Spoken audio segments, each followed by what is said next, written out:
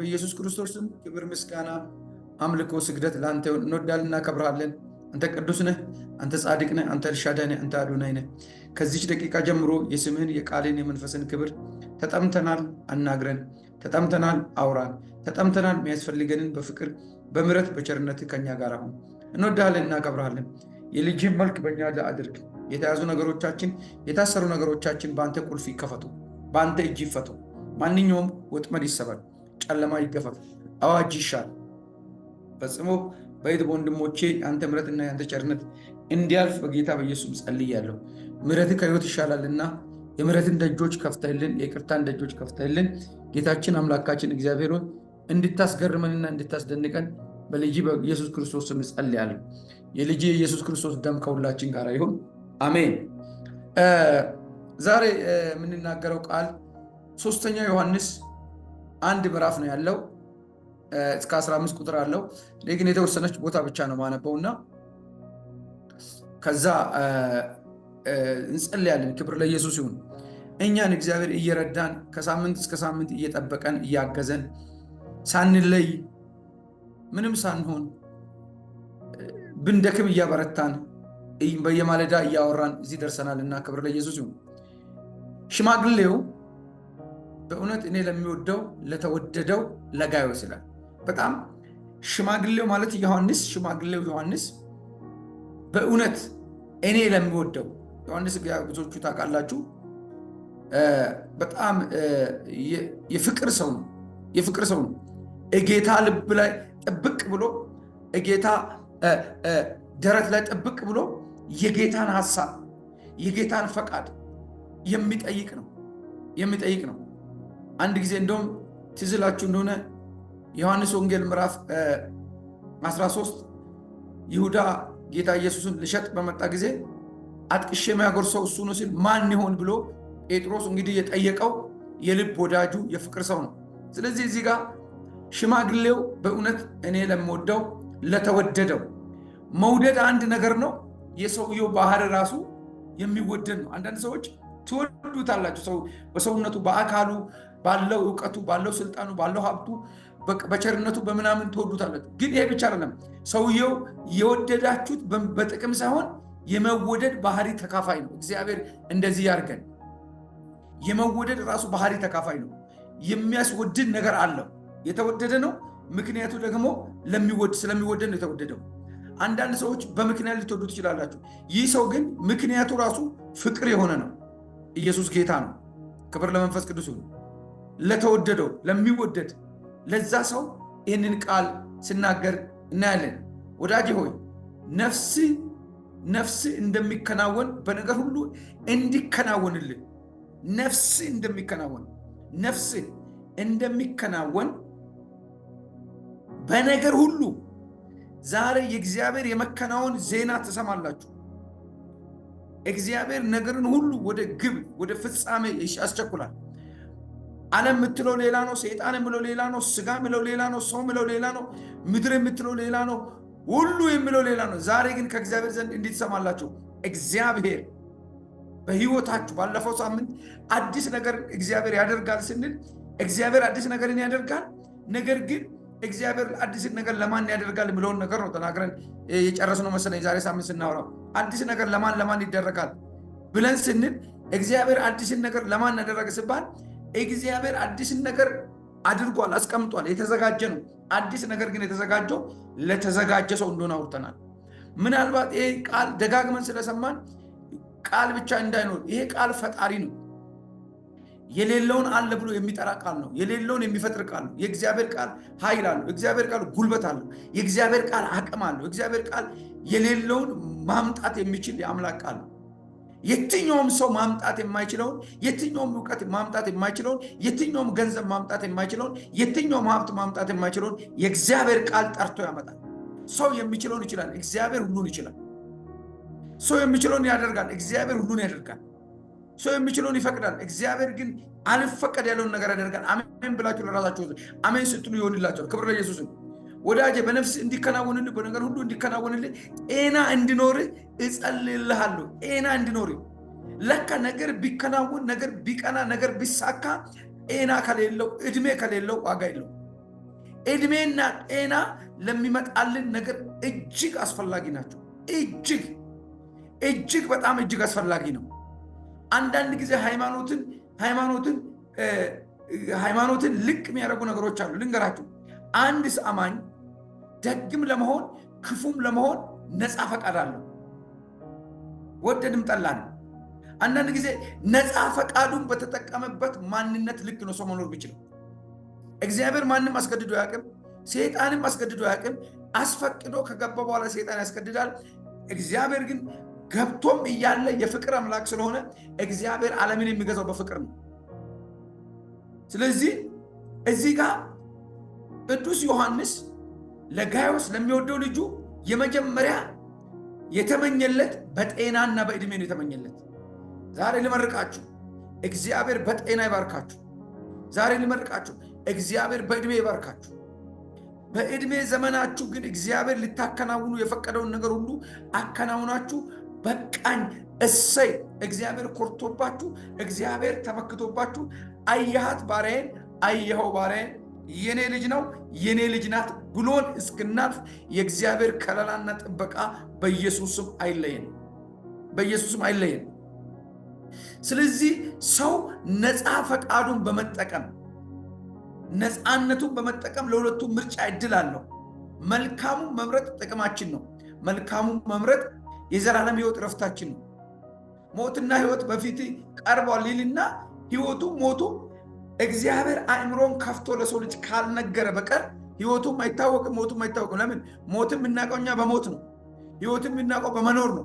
ነገር ግን እግዚአብሔር ሕይወትና ሞትን ምረጥ ያለው መልካምና ክፉን ደግና መጥፎውን በሕይወት እያለ ምረጥ ለማለት ነው። ክብር ለኢየሱስ ይሁን።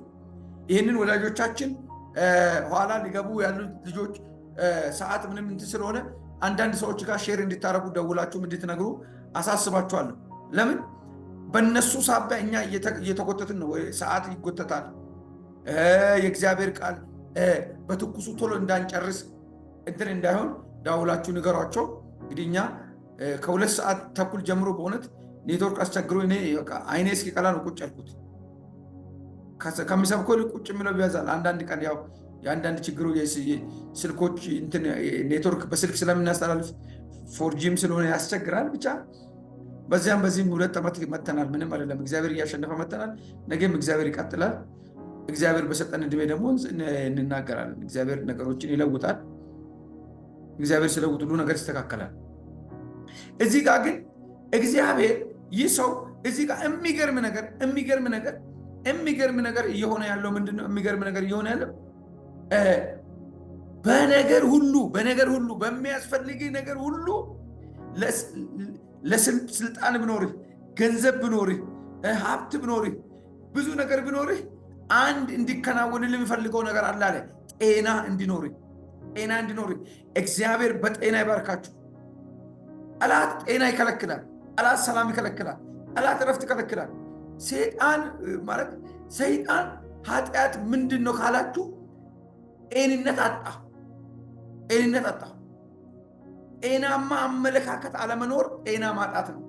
ጤናማ አስተሳሰብ አለመኖር ጤና ማጣት ነው። ለሰው መልካም አለማሰብ፣ ለሰው ደግ አለማሰብ፣ ሰውን መጠርጠር፣ ሰውን መሸወድ፣ ሰውን ክፉ ማሰብ ጤና ማጣት ነው። ጤና ማጣት የራስ ምታት ህመም ብቻ አይደለም። ጤና ማጣት ብዙ ነገሮች አሉ። ስለዚህ ሰይጣን የመጀመሪያ ኃጢአቱ ምንድነው ካላችሁ ጤና ማጣት የማይሞከረውን መሞከር ነው። የገባችሁ እንደሆነ አሜን በሉ። የጤና ማጣቱ ምንድነው? እግዚአብሔር የማይደፈረውን እግዚአብሔር ደፍራለሁ ብሎ በአንተ ቀኝ ዙፋን ልስራ ብሎ ከአንተ ጋር እኩል ሆነ። ጤና አጣ፣ ሰላም አጣ፣ ያለው ነገር መርካት አልቻለም። ለዚህ ነው ቅዱስ ዮሐንስ ምን አለ?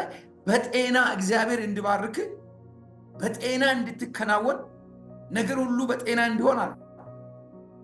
ስለዚህ የጠላታችን የዲያብሎስ ውድቀት ምንድነው ካላችሁ የአስተሳሰብ ጤና ማጣት፣ የአስተሳሰብ ብክለት፣ የአስተሳሰብ ክፋት፣ እኔ ከሌሎች በላይ ልሁን፣ ከእግዚአብሔር ጋር እኩል ልሁን፣ ወንበር መመኘት፣ ስልጣን መመኘት፣ የማይሞከረውን መሞከር፣ የማይደፈረውን መድፈር፣ ጤናማ ያልሆነ አመለካከት፣ ጤናማ ያልሆነ አስተሳሰብ፣ ጤናማ ያልሆነ ምኞት ምን ሆነ? ከዙፋኑ ከላይ ከክብሩ አወረደው፣ ጣለው፣ አስጣለው።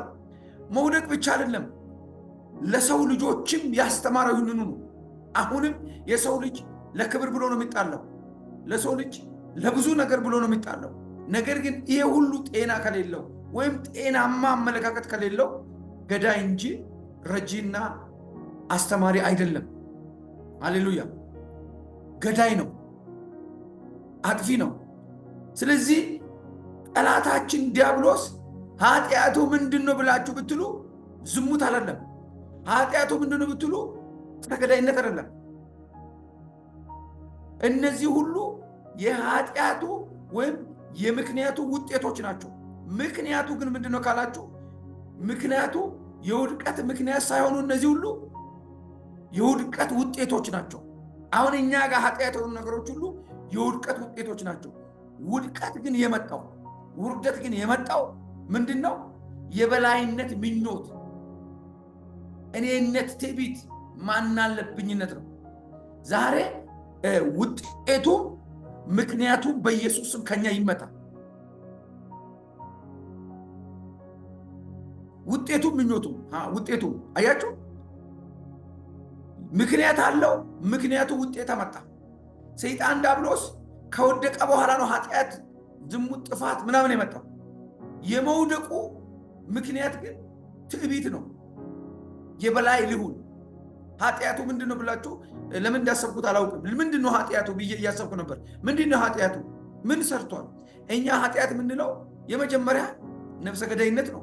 ቀጥሎ ዝሙት ነው። ቀጥሎ መጠጥ ነው። ቀጥሎ የሆነ ነገር የምንደረድራቸው አሉ። እሱ አይደለም።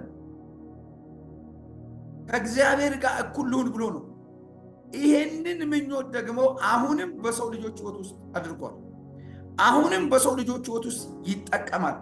ዛሬ ላለው በክርስቶስ ኢየሱስ ክቡር ደም፣ በክርስቶስ ኢየሱስ ኃያል ደም በእኛና በእግዚአብሔር መካከል ያለው የጥል ግድግዳ ይፍረስ።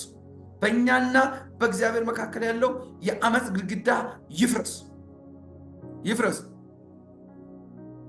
አንዳንድ ኃጢአቶች ኃጢአት ብለን እኛ በጣም የምንቸገርባቸው ኃጢአቶች ምክንያቶቹ ሳይሆኑ ውጤቶቹ ናቸው። አያችሁ፣ አንዳንድ ኃጢአት እኛ ባደረግነው ብቻ ሳይሆን በተመኘነው መጥቶ ስላደረግነው ንስሐ ስንገባ በምኞት መጥተው ነገር ግን ከውጤቱ በላይ አቅም ያላቸው ስለሆነ ነገራችን ከእግዚአብሔር ጋር እርቅ እንዳይኖር፣ ሰላም እንዳይኖር ይከለክላሉ። እዚህ ጋር በነገር ሁሉ እንዲከናወንልህ እጸልያለሁ አለ። የሚያስፈልግ ብር አይደለም፣ ወርቅ አይደለም፣ ጤና ነው እያለ ነው። ዛሬ መድኃኒት ለነገራችን መድኃኒት ይገኝ፣ መድኃኒት ይገኝ፣ መድኃኒት ይገኝ። ኢየሱስ ጌታ ነው። እንዲከናወንልህ እጸልያለሁ። ወንድሞች መጥተው አንተ በእውነት እንደምትሄድ ስለ እውነት ሲመሰክሩልኝ እጅግ ደስ ብሎኛል። አያችሁ፣ ጤናማ ሰው የሚሰራው ነገር ሁሉ ይመሰከርለታል፣ ይመዘናል፣ ይታያል። ጤናማ ሰው አይፈራም። ጤናማ ሰው አይሸማቀቅም። ጤናማ ሰው አይደነግጥም። የትኛው ጤና? የአካል አይደለም፣ አእምሮ ነፃ የሆነ ሰው፣ ህሊናው ነፃ የሆነ ሰው። ስለዚህ ይህ በነገር ሁሉ ጤናው እንዲመለስ ጸልዮለታል። የሚጸልይልህ ሰው ምክንያት ምንድነው ካላችሁ፣ ምክንያቱ ወንድሞች መጥተው እሱ እውነተኛ በእውነት የሚሄድ ጻድቅ፣ ንጹህ፣ የማይፈራ የሚከሰስበት የሌለው ማንም እጁን ቀስሮ ጣቱን ወደሱ አድርጎ የሚከሰው ነገር እንደሌለ ነግረውታል። ስላንቺ፣ ስላንተ፣ ስለኔ ሰዎች ለሰዎች ምን ነግሮ ይሆን? ክፋታችን፣ ጥፋታችን፣ ውርደታችን፣ ውድቀታችን። እግዚአብሔርስ ስለኔና ስለናንተ ምን አይቶ ይሆን? ስለዚህ ጸሎታችን መልስ ያላገኘበት መስማሩ ዛሬ በኢየሱስም ይጽዳ።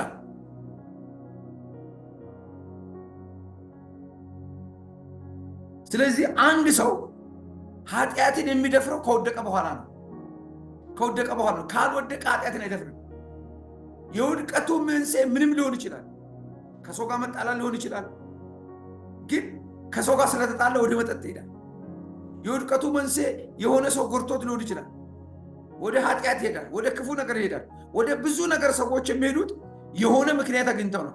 ዛሬ ምክንያታችን በክርስቶስ ኢየሱስም ምሕረት ይሆናል። ምክንያቱን ሳይገባን ምሕረት ያበዛልን አንድ አለ፣ እሱም የናዝሬቱ ኢየሱስ ነው። ዛሬ ከልባችን አንድ የሆነ ግሳንግስ እንዲወድቅ ሰው አንድን ነገር ለመስራት ምክንያት አለው። የሰራው ስራ ውጤት እንጂ ምክንያት አይደለም። ምክንያቱ ነው ከእግዚአብሔር ጋር የሚያጣለው። ስለዚህ ሰይጣን ዲያብሎስ ምክንያቱ ትዕቢት ነው። ምክንያቱ የበላይነት ነው። ምክንያቱ እኔና አንተ እኩል እንሁን ነው። በዛሬው ዕለት በዚህ ሰዓት የውድቀታችን ምክንያት የሆኑ የውርደታችን ምክንያት የሆኑ ያለመባረካችን ምክንያት የሆኑ ያለመብዛታችን ምክንያት የሆኑ የሆነ ነገር እንዳንይዝ ምክንያት የሆኑ በጌታ በኢየሱስ ምሕረት ይደመሰሳሉ። አያችሁ፣ ሰይጣን እኛ ወደቅን የምንለው ኃጢአቶች አሉ። ሰይጣን የወደቀው ግን በሱ አይደለም፣ በትዕቢት ነው። የበላይነትን በማሰብ ነው። የበላይነትን በመመኘት ነው። ዛሬ በክርስቶስ ደም በመንፈስ ቅዱስ ኃይል በጸጋው ጉልበት በኃይሉ ችሎት ከኔና ከናንተ ሕይወት ዛሬ ይደመሰሳል። ዛሬ ይደመሰሳል። ዛሬ ይደመሰሳል። ኢየሱስ ክርስቶስ ጌታ ነው። ዛሬ ይደመሰሳል። እግዚአብሔር ምክንያቱን ነው። እኛ ያልገባን አንድ ነገር ነው። ውጤቱን ነው ፎከስ ሌንስ የምናደርገው። ውጤቱ ይሄ መጣብኝ፣ ይሄን ያደረገው ምንድን ነው? የዚህ መሰረት ምንድን ነው? የዚህ መሰረት ምንድን ነው? ሁላችሁ አንድ ሞተር ወይም አንድ ነገር የሰራ ሰው ሞተርን ወይም የሆነ ነገርን የሰራ ሰው የሆነ ነገርን ያደረገ ሰው ምንድን ነው ብላችሁ ብትጠይቁት ሞተሩ አይደለም ችግሩ። ችግር የሚያመጣው የዘይት ጉለት ወይም የነዳጅ ጉለት ነው። መኪና የሚነዱ ሰዎች ታውቃላችሁ።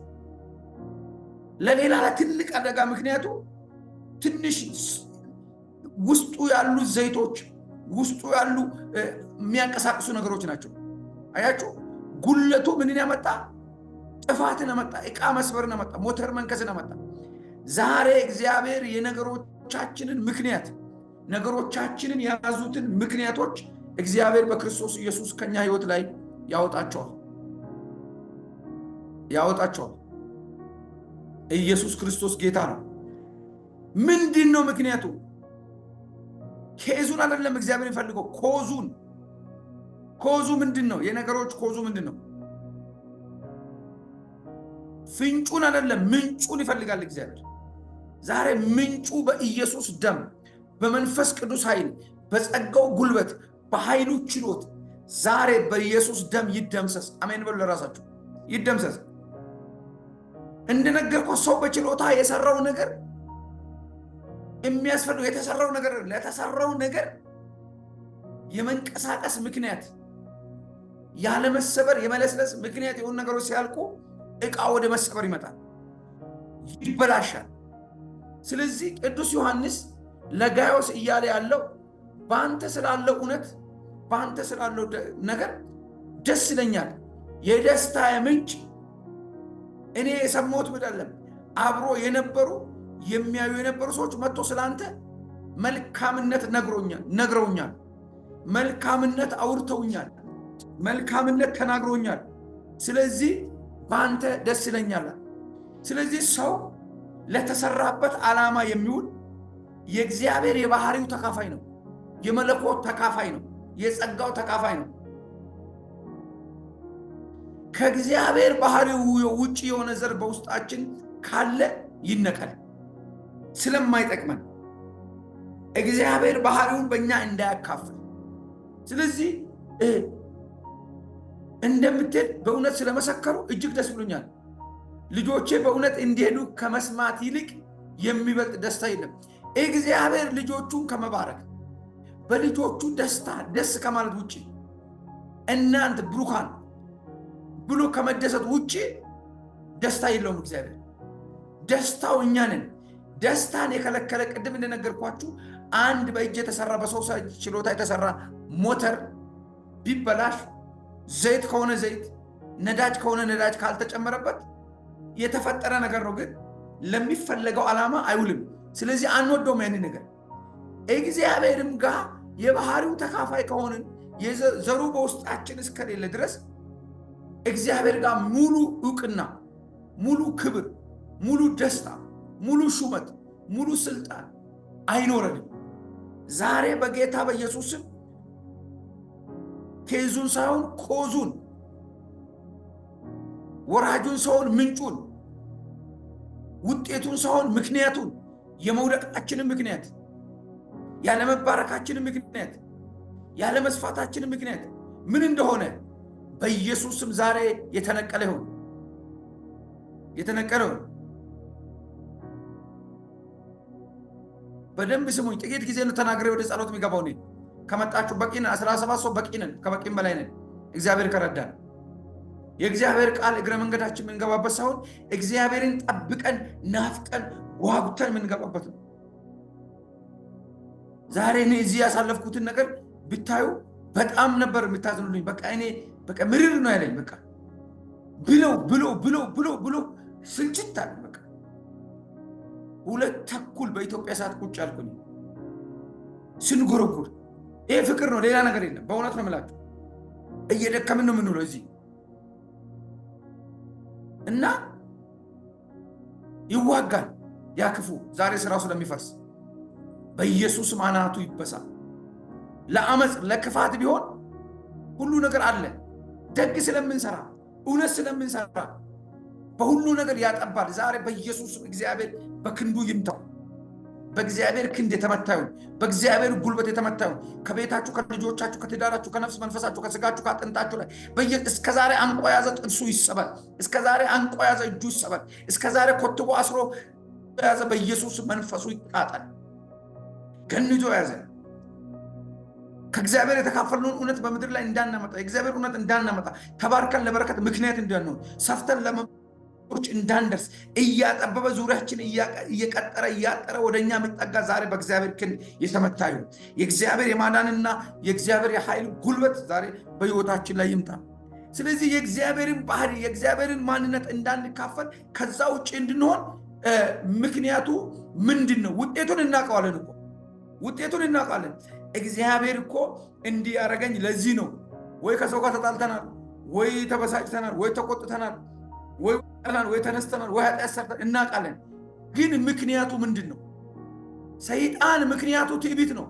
ዝሙት አልወደቀም፣ መጠጥ አልጠጣም፣ ሰው አልገደለም። የሚገሉትን ሰዎች ለማፍራት ግን የመጀመሪያ ያነሳሰው ትዕቢት ነው። ትዕቢት ውድቀትን ትቀድማለች። በኢየሱስ ክርስቶስም ዛሬ ምንጩ ይድረቅ። ስለዚህ እዚህ ጋር ቅዱስ ዮሐንስ ስለዚህ ሰው ሲሰማ፣ ስለ ሂስትሪው ሲሰማ፣ ስላለው ነገር ሲሰማ እጅግ ደስ አለው። እጅግ ደስ አለው። ምንድነው ደስታው? ለሚወደው ብቻ አይደለም፣ ለተወደደው። እኔ ብቻ አይደለም የሚወደው፣ ሌላም እሱ ሰሚ ይወደዋል። ኢትዮ ዛሬ አንድ ነገር ልመርቅሽ። በሄድሽበት መስሪያ ቤት እግዚአብሔር ተቀባይነትን፣ ተወዳጅነትን፣ ተሰምነትን፣ ተደማጭነትን ከሰው በላይ ይስጣችሁ።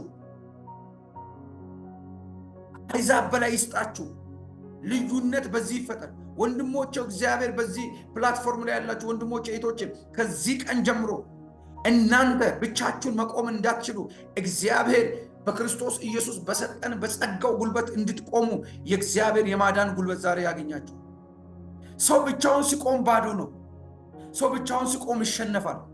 ሰው ብቻውን ሲቆም ይፈራል። ሰው ብቻውን ሲቆም ብዙ ውጣ ውረድ ውስጥ ይገባል። ሰው ከእግዚአብሔር ጋር ከቆመ፣ ሰው ከኢየሱስ ጋር ከቆመ፣ እግዚአብሔር ከመሰከረለት ሰው ምንም ማለት ነው። አያችሁ፣ ቅዱስ ጳውሎስ በእሳት ውስጥ እያለፈ ነው። እግዚአብሔር መሰከረለት። ምን አለ?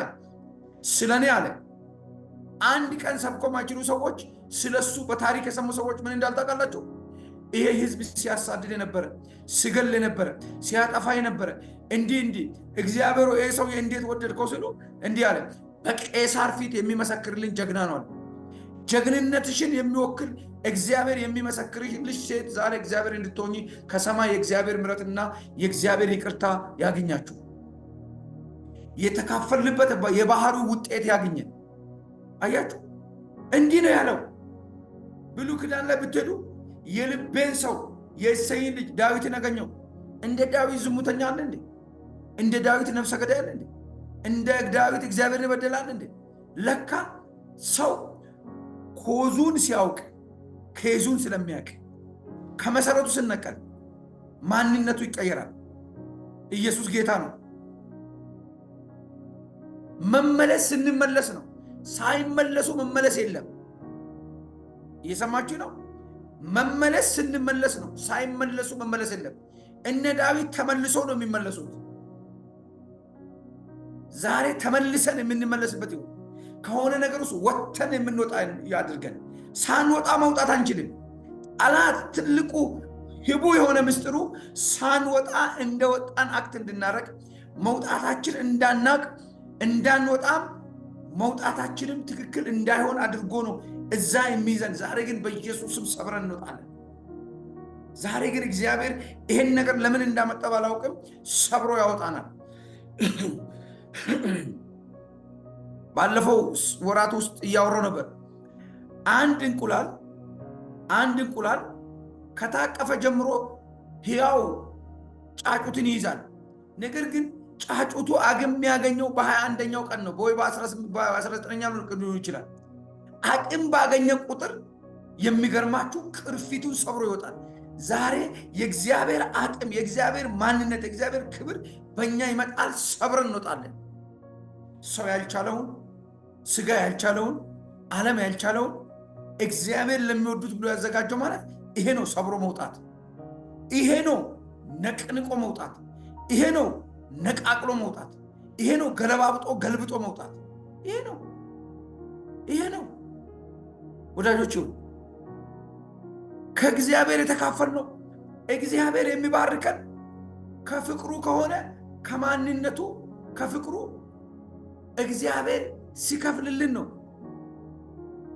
ከንጽህናው ሲከፍልልን ነው። ከቅድስናው ሲከፍልልን ነው። ያ ደግሞ ምን ይፈልጋል? እግዚአብሔርን የሚመስል ማንነት ይፈልጋል። ለሱ ምቹ እንድንሆን ይፈልጋል። ዛሬ እግዚአብሔር ወደ ምቾቱ ቀጠና ውስጥ ያስገባል። ወደ ፍላጎቱ ቀጠና ውስጥ ያስገባል። ወደ ፍቅሩ ቀጠና ውስጥ ያስገባል።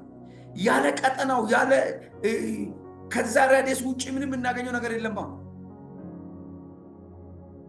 ከእርሱ ማንነት ካላካፈለን፣ ከእርሱ ምንነት ካላካፈለን ምንም ልንሆን ምንም ልናደርግ አንችልም።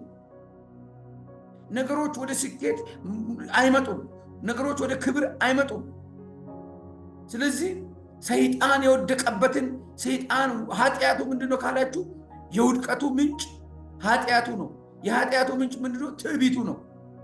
ምንድነው ስኬት አልባ ህይወት እንድንኖር ያደረገው? ምንድነው? ዛሬ በኢየሱስ ክርስቶስ ስም መሰረቱ ይነቀል። በኢየሱስ ክርስቶስ ደም ስሩ ይነቀል።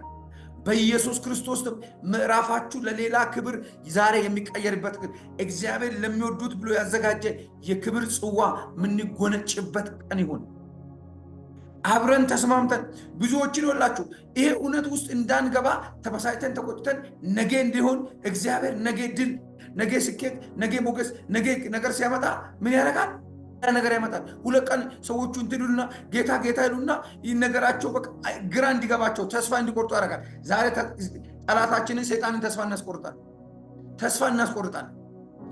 እናስቆርጣለን። እግዚአብሔር ከማንነቱ ያካፍለናል። እግዚአብሔር ከትዕግስቱ ያካፍለናል። እግዚአብሔር ከፍቅሩ ያካፍለናል። እግዚአብሔር ከምሕረቱ ያካፍለናል። እግዚአብሔር ከስኬቱ ያካፍለናል። እግዚአብሔር ካካፈለን እግዚአብሔር መሆን የማይችለውን አንጠይቅም። መሆን የሚችለውን ጠይቀን እግዚአብሔር ኃጢአተኛ መሆን አይችልም። ስለዚህ ከኃጢአተኛ ጋር መስማማት የሚችለው ኃጢአተኛው መመለስ ሲችልና ሲመለስ ነው። በመመለስና በመጫር ወደሚያስችለው ጌታ በመጠጋት ማንነቱን መካፈል እንችላለን። ኢየሱስ ጌታ ነው። እኛ እንዲሁ ለመኖር አልተፈቀደልም። ለምን? እኛ የእግዚአብሔር መልክና ምሳሌ ነን። መለኮታዊ መከፋፈል ተደርጎልናል። መለኮቱን ተካፍለናል። በእግዚአብሔር መልክና ምሳሌ ተፈጥረናል። ሰው እንደ መልካችን እንደ ምሳሌያችን እንፍጠር ብሎ እግዚአብሔር በውስጣችን ያስቀመጠ ዘር አለ። እሱም ዘላለማዊ ዘር ነው። ከማይጠፋ ዘር ስል ከማይጠፋ ዘር ማለት ነው። ከማይሞት ዘር ማለት ነው። ከማይበላሽ ዘር ማለት ነው።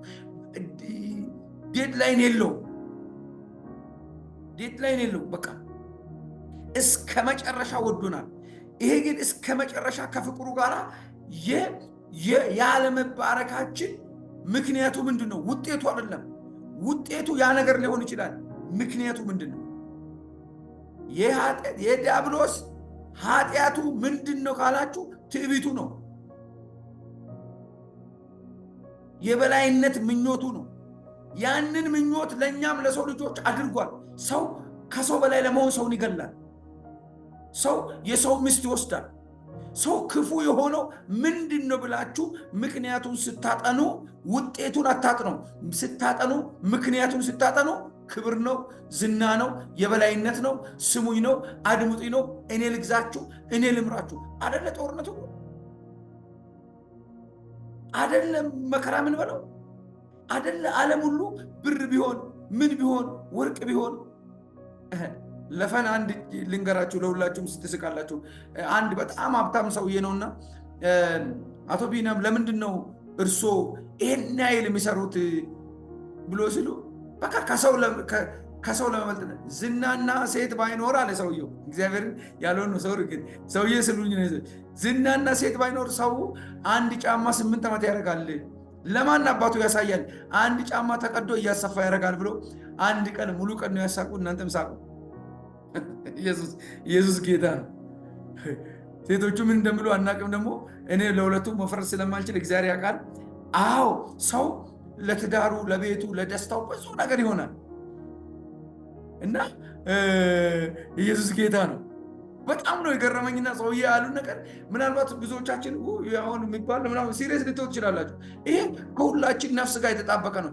እግዚአብሔር ራሱ ሰው ብቻውን እንዲደሰት የፈጠረበት ነው። ግን ሰውዬ አገላለጻቸው በጣም ሚሊዮን ናቸው። በጣም ብዙ ነገር አላቸው። ገረመኝ። በቃ ዝና የሚባልና ሴት ባይ ሳይኖር አንድ ጫማ 8-9 ዓመት እንትን ለምን ብዬ ለፋለሁ? ቁጭ ብዬ የሚበላ ሀብት አለኝ። ግን የሚበልጥ ነገር አለ። ግን ብዙ ነገር አለ። አዎ የኔና የናንተ ደግሞ ለሰማይ መንግስት፣ ለዘላለም ርስት ከዚህ ላለፈ ክብር ስለታጨን ሰይጣን የወደቀበትን ስለምንወርስ ምክንያቱን አግኝተን ቆርጠን እንዳንወጣ ምን ያደርጋል? ይዋጋናል። ምን ያደርጋል? ተስፋ እንድንቆርጥ ያደርጋል። ጠላት ዲያብሎስ ዛሬ ተስፋ ይቁረጥ። ጨለማ ዛሬ ተስፋ ይቁረጥ። በአንቺ ላይ እስከ ዛሬ ባለመመለስ ወይም ባለመሆን መልኩን ባለመምሰል ያስቀመጠብን ክዳኑ ይቆረጥ፣ ክፋቱ ይቆረጥ። አሜን በሉ። ኢየሱስ ጌታ ነው። መንፈስ ቅዱስ ይባረክ። ጂኮቫዲያስ ደሙ ይባረክ፣ ስሙ ይባረክ። ዓለም ስጋ ሰይጣን ወዶ አይደለም እየኖርን ያለ ነው። ዛሬ ግን ወደ ማንነቱ እንመለስ፣ ወደ ክብሩ እንመለስ፣ ወደ ጸጋው እንመለስ፣ ወደ ጽድቁ እንመለስ። የበላይነታችን ጌታ በእኛ ላይ መሆኑ ነው። አሸናፊነታችን ጌታ በእኛ ላይ መሆኑ ነው። ትክክለኛነታችን እሱ እኛም መምራቱ ነው እንጂ በእኛ ሐሳብ በእኛ ፈቃድ መመላለሳችን አይደለም። ማንነታችን በማንነቱ ይዋጥ ዘንድ፣ የእሱ ማንነት በእኛ ማንነት ይገለጥ ዘንድ፣ እኛ በእሱ እንድንታይ ዘንድ ዛሬ ውጤቱ ሳይሆን ምክንያቱ በኢየሱስ ስም የተነቀለ ይሁን። ምክንያቱ በኢየሱስ ስም የፈረሰ ይሁን። ምክንያቱ በኢየሱስ ስም ስፍራ የለቀቀ ይሁን።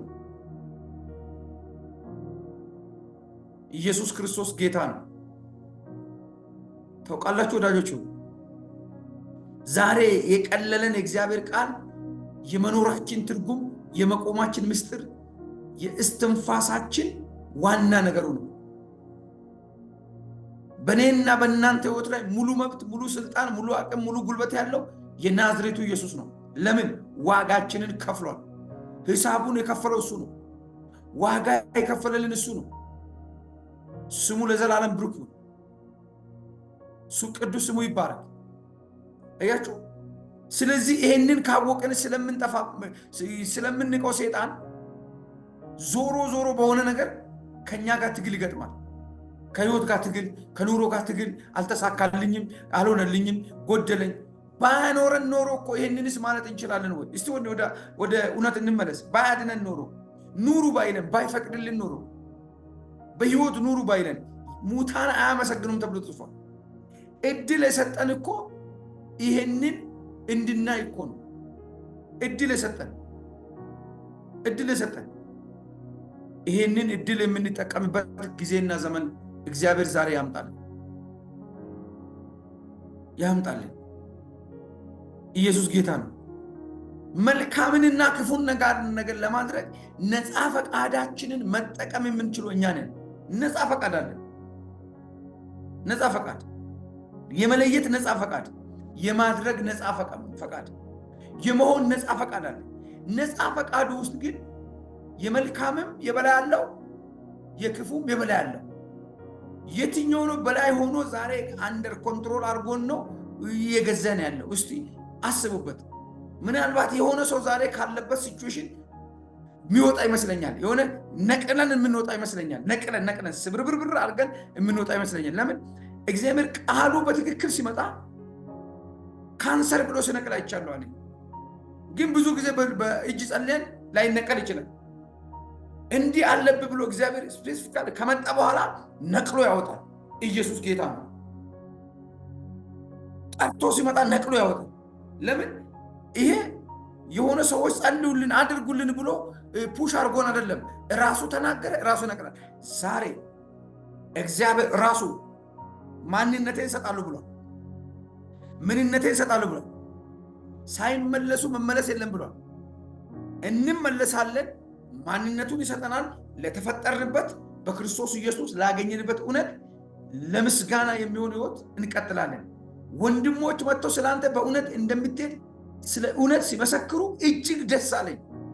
ዛሬ ምስክርነታችሁ እጅግ ደስ የሚያሰኙበት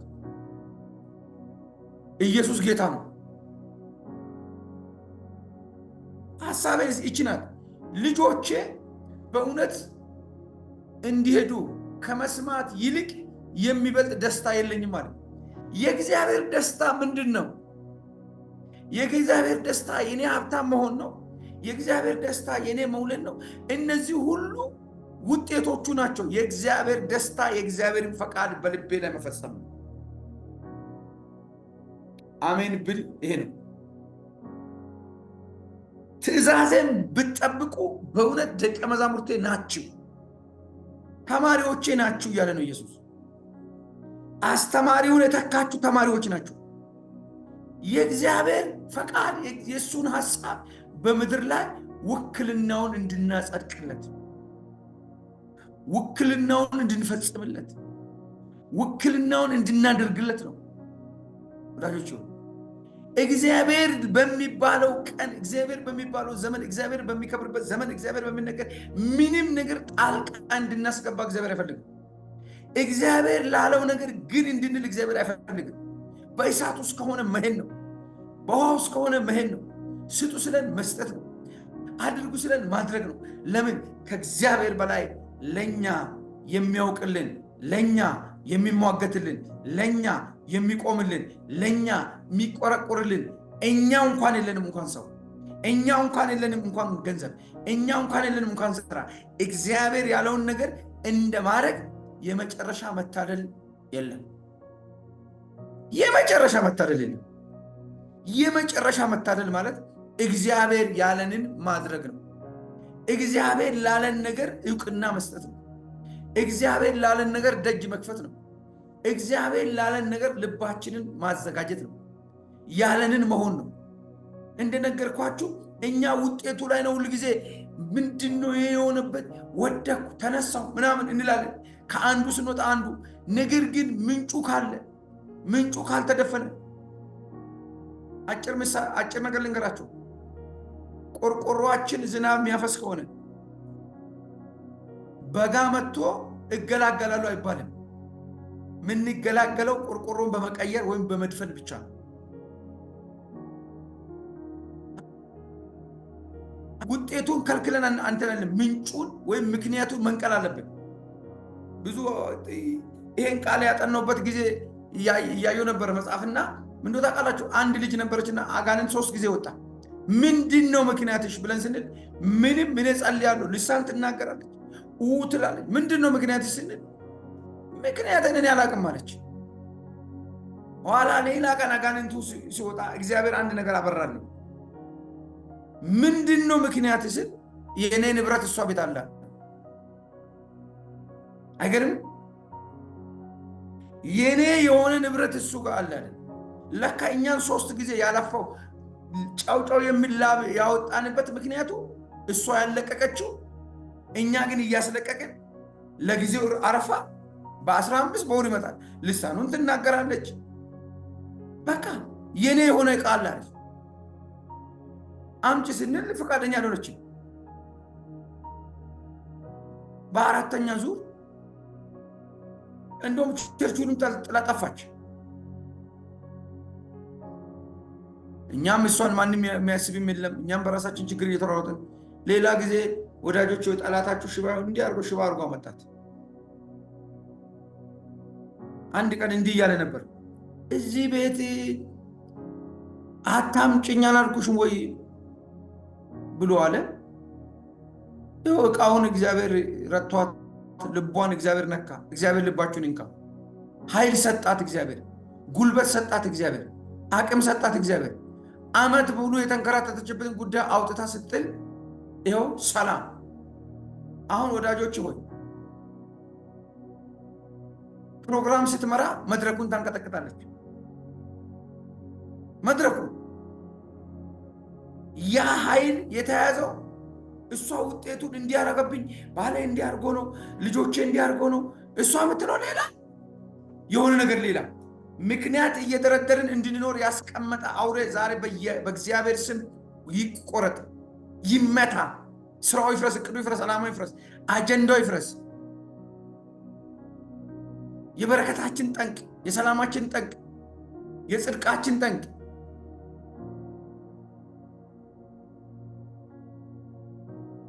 ስለዚህ ልጆቼ ሆይ በእውነት እንዲሄዱ ልጆቼ በእውነት እንዲሄዱ ከማየትና ከመስማት የሚበልጥ ደስታ የለም ማለት በንጹህ ልብ፣ በንጹህ ሕሊና፣ በንጹህ መንፈስ፣ በንጹህ ማንነት።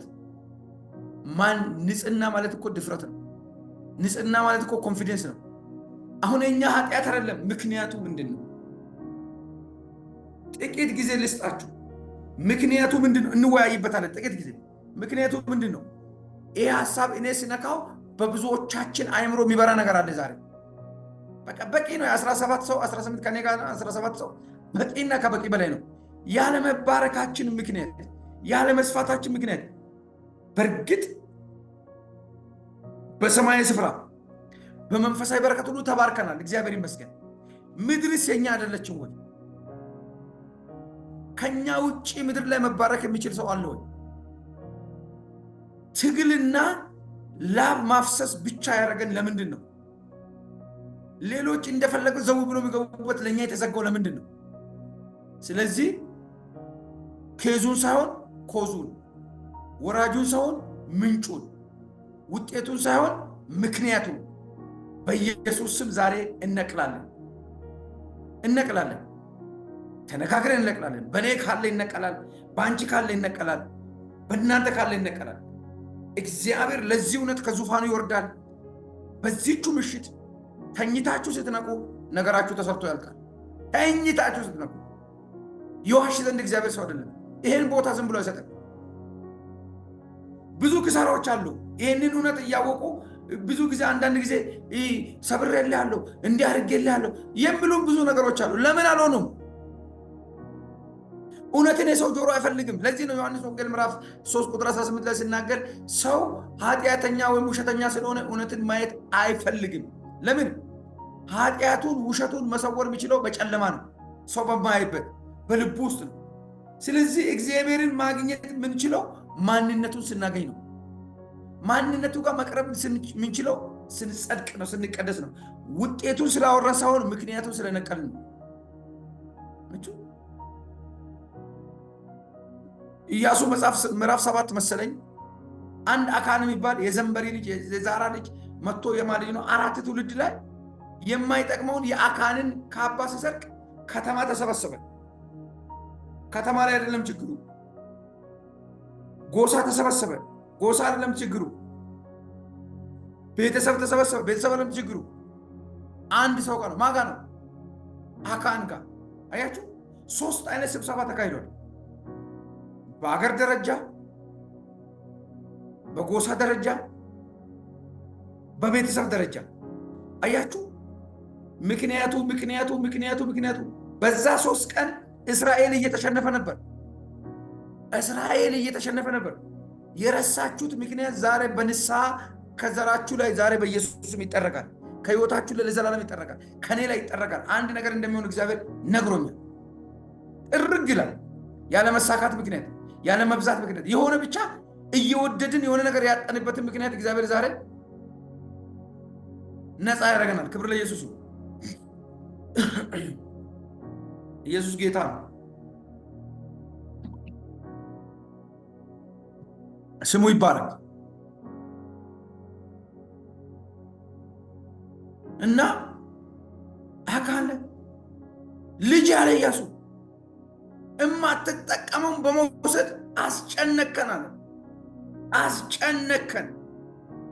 አስጨነከን። እግዚአብሔር ያስጨንቃል። ልጅ ብሎ እንዲህ ብሎ ነገር አለ። እሱ አይደለማ። ልጅ የአባትነት ባህሪ ነው። ያስጨንቅ ማለት የስራው ውጤት ነው። አግኝታችሁ ጋር ወዳጆቹ። ስለዚህ ውጤቱ ሳይሆን ምክንያቱ ዛሬ በኢየሱስ መፍረስ። ያን ጊዜ እግዚአብሔር አክዓብን ወጥቶ ላጥ ሲል ሲወድቅ ሲሞት ሲገደል ከነ ቤተሰቡ ጦርነቱን ኢያሱ አሸነፈ። ዛሬ በክርስቶስ ደም ጦርነቱን ለማሸነፍ ውጤቱ ሳይሆን ምክንያቱ በኢየሱስ ይነቀል። ኢየሱስ ጌታ ነው።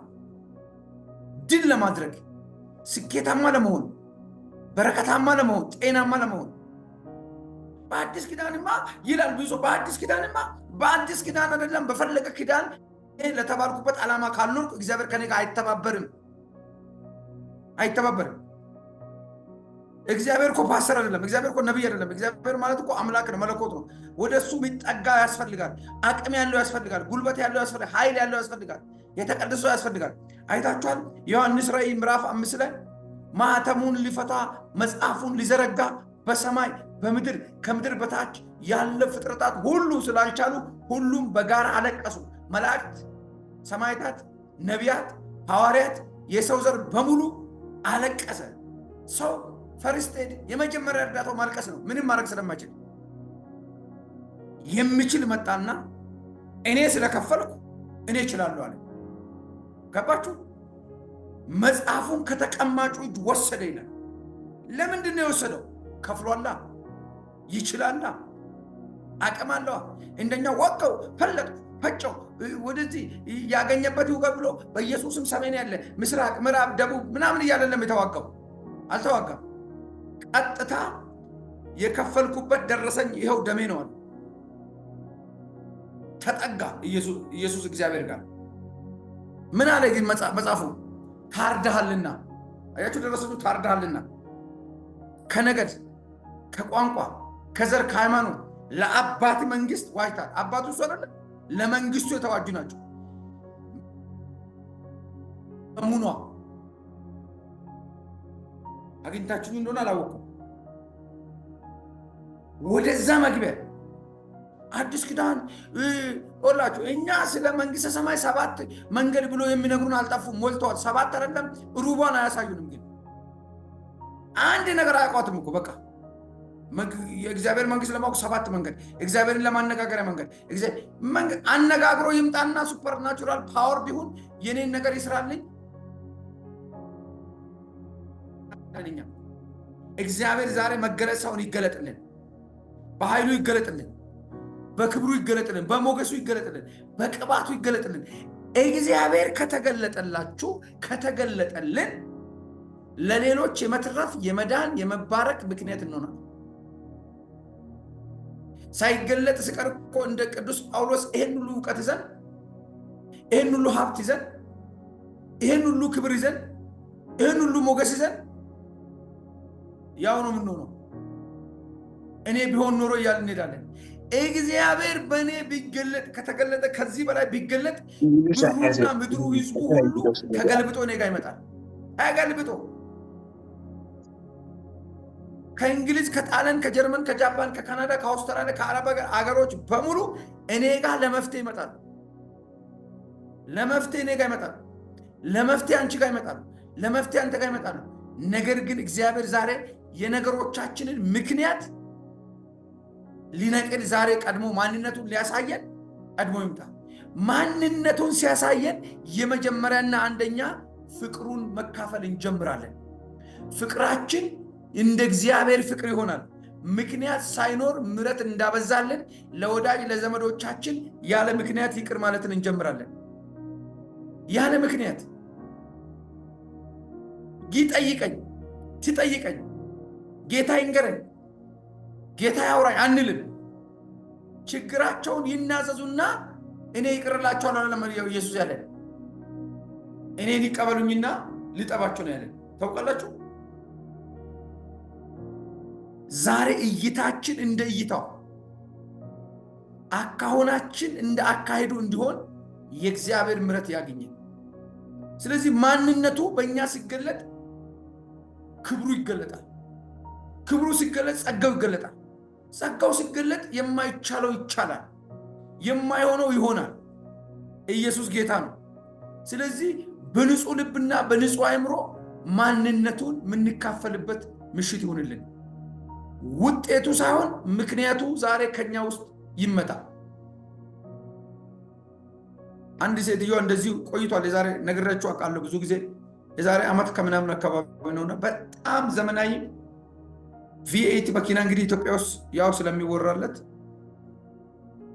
እንደ ቴስላ ምናምን የሚባሉ እንደዚህ ጊዜ ምናምን አልመጡም እና በቃ እንደዚህ በጣም ዘመናዊ ሴት ሙሉ ሽፎን ምናምን የሚባል ሙሉ ቀይ ለብሳ በጣም ዘመናዊ ሴት መጣች ቸርች።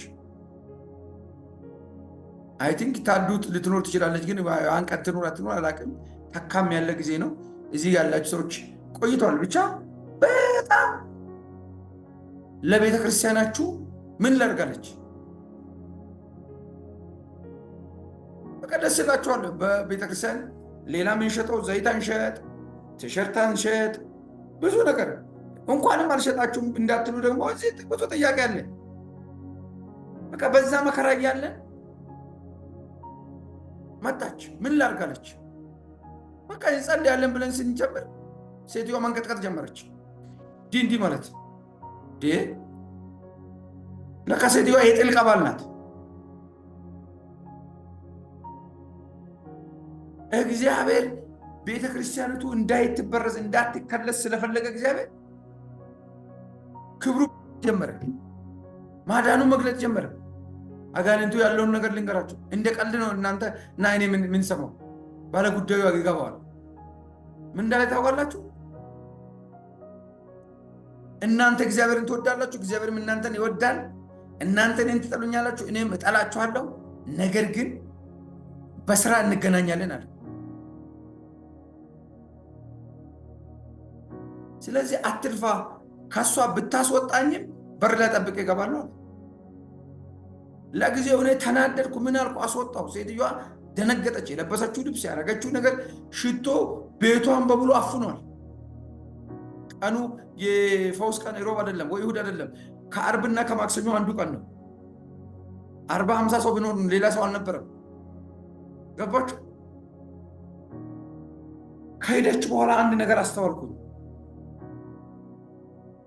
እኔ ከሆነስ እንትን አንድ ሰው የተሸከመው ሸክም 200 ሜትር ወይም 300 ሜትር ተሸክሜ አሳረፍኩት።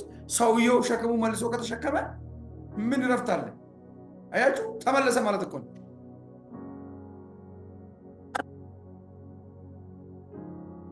አያችሁ?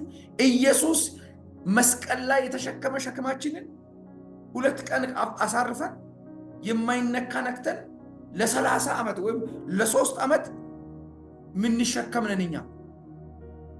ስለዚህ ዛሬ ውጤቱ ሳይሆን ምክንያቱ በኢየሱስ ስም ይመታ። ጨርሻለሁ። ምክንያቱን አይደለም እኛ ውጤቱን አይደለም እንፈልግ። ውጤት በብዙ ነገር ይመጣል። ምክንያት ግን ስውር ነው። ጠላት ኃጢአት ምንድነው ብትሉት፣ ሰይጣኑ ኃጢአት ምንድነው ብትሉት፣ ብትከራከሩ ኃጢአቱ ይሄ ነው ብላችሁ የሚሰጡት ነገር የለም። ትዕቢቱ ውድቀትን ውርደትን አመጣ። ትዕቢቱ ምንድነው ካላችሁ፣ መብት ያለ የሚመስል የበላይነት፣ ከሁሉ አንደኝነት፣ ስስት ሊሆን ይችላል የአንዳንዶቻችን። የአንዳንዶቻችን ብዙ አይነት እናንተ ራሳችሁ ቼክ አድርጉት። ግን ውጤቱ ምን ይሆናል?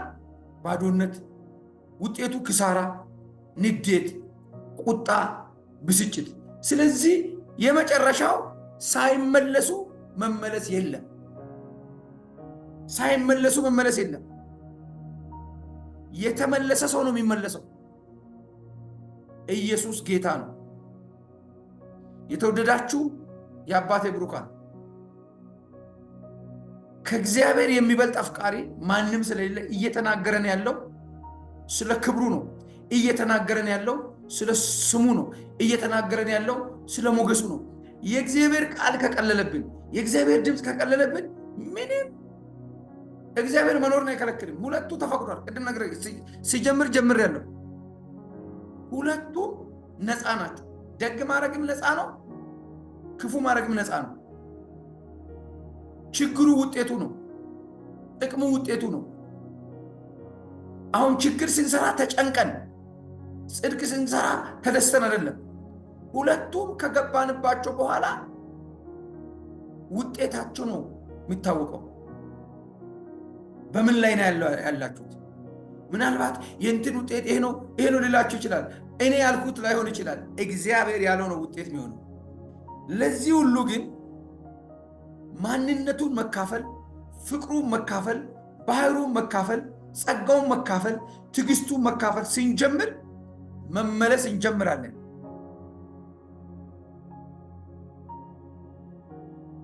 ብዙ ሰዎች የተሸወዱት መመለስ ሞኝነት ስለሚመስላቸው ነው። ስለዚህ አጭር ነገር ነግራችሁ ወደ ዳኔ ለቃችኋለሁ። ውይይት ሊኖረን ይችላል። ለምን እዚህ ላይ ለብዙዎች አዲስ ነገር ስለሚገባ፣ እኔ አዲስ ነገር ነው የገባኝ እያየው። ክብር ለኢየሱስ ይሁን። ጌታ ይባረክ። መንፈስ ቅዱስ ይባረክ። አዲስ ነገር እግዚአብሔር አምላክ፣ እግዚአብሔር አባት ወይም ጌታ ኢየሱስ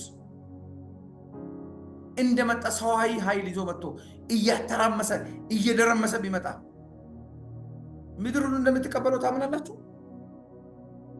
እሱ ግን የመጣበት አመጣጥ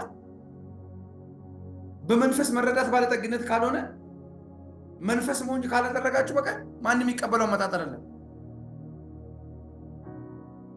አንዱ ሰው አጥፍቶ ጫማውን ረግጦ ለበደለው ጉዳይ ሌላ ሰው ይቅርታ እንደመጠየቅ ማለት ነው።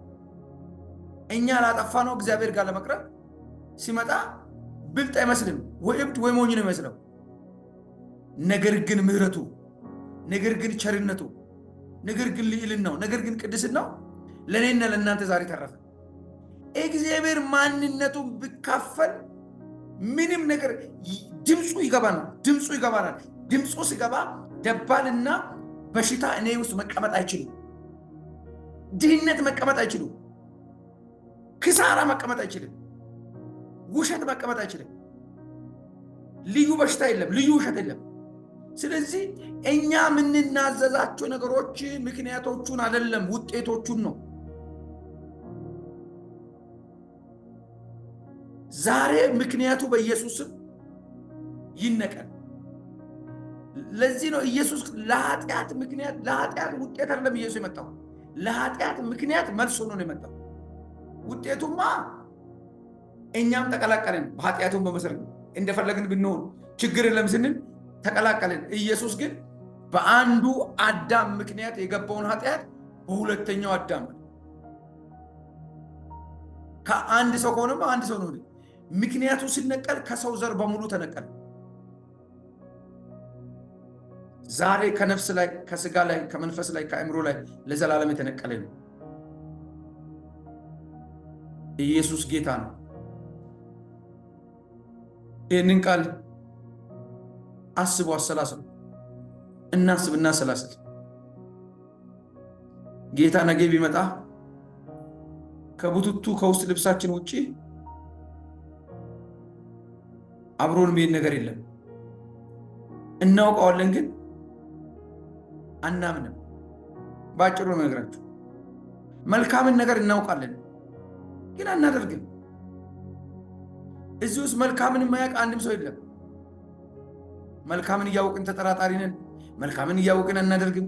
አሁን ውጤት እኮ ነው። እግዚአብሔር ደግሞ ማወቃችንን አይደለም የሚፈልገው። ቅድም ማወቅ ውጤቱ ነው፣ ማድረግ ግን ምክንያቱ ነው። ስለዚህ ዛሬ የነገሮችን ምክንያት እንድናውቅ እግዚአብሔር ይርዳን። ክብር ለኢየሱስ ይሁን።